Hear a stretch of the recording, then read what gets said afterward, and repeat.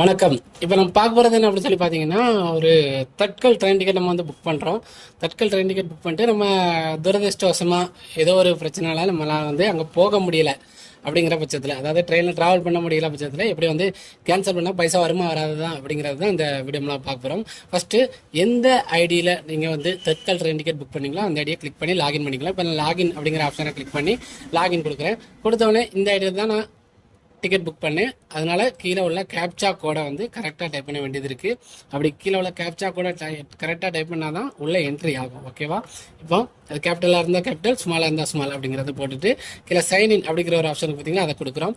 அதை கொடுத்த உடனே இதில் பாருங்கள், இதுதான் நான் வந்து 7 மார்ச் 2025 அன்னைக்கு ஸ்லீப்பர் கோச்சில் தட்கால் ட்ரெயின் டிக்கெட் புக் பண்ணது, லாஸ்ட்டாக புக் பண்ணது. இன்றைக்கும் அதே 7ஆம் தேதி, இன்னைக்கு 6ஆம் தேதி, நாளைக்கு கிளம்புறதுக்கு இன்றைக்கி புக் பண்ணேன் இந்த டிக்கெட். ஓகேவா? இந்த டிக்கெட்டை வந்து இப்போ வந்து நான் வந்து கிளிக் பண்ணி கேன்சல் பண்ணணும். ஏன்னா போக முடியல, கேன்சல் பண்ணால் பைசா வரதா வரலையான்னு தான் பார்க்க போகிறோம். இதில் மை அக்கௌண்ட் அப்படிங்கிற ஆப்ஷன் இருக்குது. அதில் மை டிரான்சாக்ஷன் அப்படிங்கிற ஆப்ஷனில் லாஸ்ட் டிரான்சாக்ஷன் டீட்டெயில் அப்படிங்கிறது தேவையில்லை. இப்போதைக்கு நம்ம புக்டு டிக்கெட் ஹிஸ்ட்ரி அப்படிங்கிற ஆப்ஷனை கிளிக் பண்ணுறோம். கிளிக் பண்ணால் சென்னை எக்மோர்லேருந்து கன்னியாகுமரிக்கு, அதாவது அடுத்து போகிறதுக்கு பிளான் பண்ணக்கூடிய, அதாவது அடுத்து பார்த்துக்கணும். அதாவது இனிமே இந்த ஐடியில் நம்ம வந்து ட்ராவல் பண்ணக்கூடிய, அடுத்து நாளைக்கோ நாளை கழிச்சோ எப்போ வேணாலும் ட்ராவல் பண்ணக்கூடிய எல்லா டிக்கெட்டையும் இந்த அப்கமிங் அப்படிங்கிற இதுக்குள்ளே வந்து டிஸ்பிளே ஆகும். அதுதான் கிளிக் பண்ணுறோம். கிளிக் பண்ணிவிட்டு கீழே பார்த்தீங்கன்னா இது எந்த முறையில் புக் பண்ணியிருக்கோம் அப்படிங்கிறது உங்களுக்கு ஈஸியாக தெரிஞ்சிடும். இதில் ப்ரீமியம் தட்கால் அப்படிங்கிற முறையில் புக் பண்ணியிருக்கோம். அது டிஸ்பிளே ஆயிடுது. ஓகேவா? அதை கிளிக் பண்ணிவிட்டு, அதாவது லோயர் பர்த் தான் கிடச்சிருக்கு, ஆனால் அந்த பையனால், சஞ்சய் அப்படிங்கிற பையனால் போக முடியல அப்படிங்கிற பட்சத்தில் நம்ம கீழே வந்தோம் அப்படின்னு சொல்லி பார்த்தீங்கன்னா கேன்சல் டிக்கெட் அப்படிங்கிற ஒரு ஆப்ஷன் இருக்கும்.